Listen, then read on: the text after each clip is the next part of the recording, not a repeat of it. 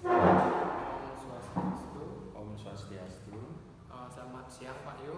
Yes. Selaku Waka Akademik di SMK Negeri 1 Sukawati. Di sini saya sebagai mahasiswa PBG ingin mewawancarai Bapak terkait dengan eksplorasi solusi dari permasalahan-permasalahan yang saya angkat di permasalahan yang ada di kelas yang saya angkat di PBG ini. Nah, izinkan saya untuk bertanya beberapa pertanyaan terkait dengan permasalahan yang saya dapat. Nah, mungkin yang pertama di sini pertanyaannya bagaimana solusi jadi ketika siswa itu tidak fokus mendengarkan guru di kelas. Nah, jadi siswa itu dia bertanya terus menerus entah pada teman ataupun gurunya. Silakan. Kalau supaya siswa itu bisa fokus, sebenarnya itu kan tergantung dari pembawaan guru. Kadang ada guru yang mungkin suaranya nggak terlalu lantang. Nah, itu biasanya kadang-kadang siswa kalau dengan kondisi kelas yang banyak, itu kalau suara gurunya kecil, itu otomatis dia nggak bisa menguasai kelas. Jadi pasti itu akan ribut dan banyak siswa yang nggak fokus. Belum lagi semisal kita kan guru dituntut untuk terus berinovasi dalam pembelajaran. Mungkin khususnya untuk guru praktek harus disiapkan mungkin modul-modul yang inovatif yang ketika siswa itu melihat modul atau LKS yang dibuat guru tuh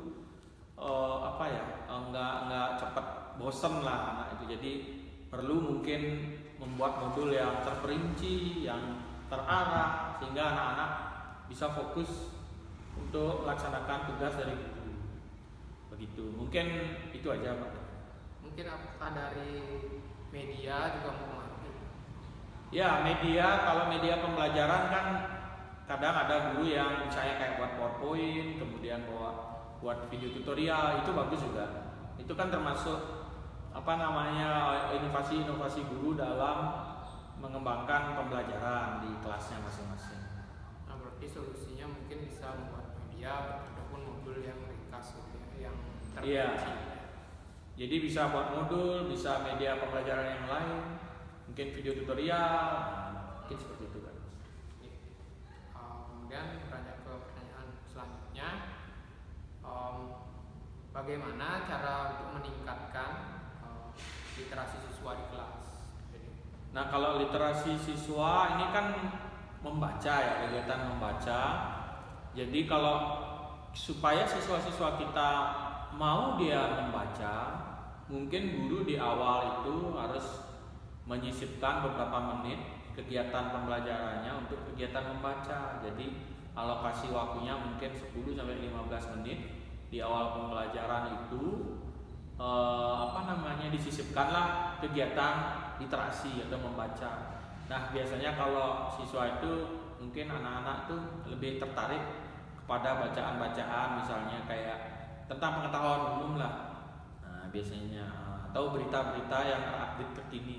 Nah, itu saya kira dengan langkah-langkah kecil dengan membaca yang umum-umum dulu, bukan sesuatu yang istilahnya yang langsung menukik ke teknik itu, mungkin saya kira lambat laun siswa kalau misalnya terus dilatih untuk membaca, dia ada keinginan.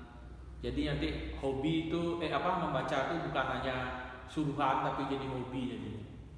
Begitu. Jadi kalau udah dibuat sering kan terus menerus kegiatan itu literasinya. Jadi dimulai dari hal-hal ringan dulu. Iya, betul. Bacaan-bacaan yang ringan lah. Itu untuk memotivasi anak supaya mau membaca.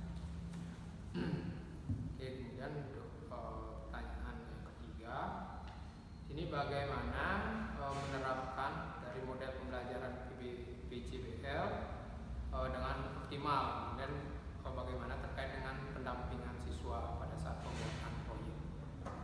Nah, kalau PJBL itu kan pembelajaran yang berbasis proyek.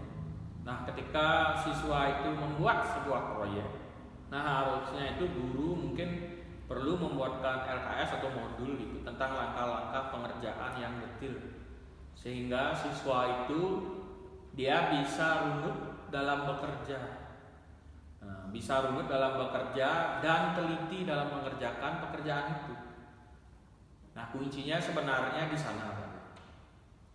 Mungkin seperti lembar kerja siswa atau seperti job sheet gitu ya. Ya, jadi lembar kerja siswa atau modul kegiatan pembelajaran itu bisa jadi yang apapun bentuknya sebenarnya yang kuncinya adalah itu di detail pekerjaannya apa. Sehingga siswa itu bisa mengerjakan secara rumit. Nah, jadi rapi. Jadi siswa itu ketika misalnya kita suruh buat logo gitu, misalnya langkah-langkah untuk membuat logo, mereka sudah mengerti gitu, tahu gimana sih langkah-langkah dalam membuat sebuah logo sampai logo itu jadi. Begitu gitu misalnya. Nah, terkait dengan hal itu, pertanyaan terakhir ini, bagaimana untuk cara evaluasi atau penilaian dalam pembelajaran yang optimal atau yang ideal?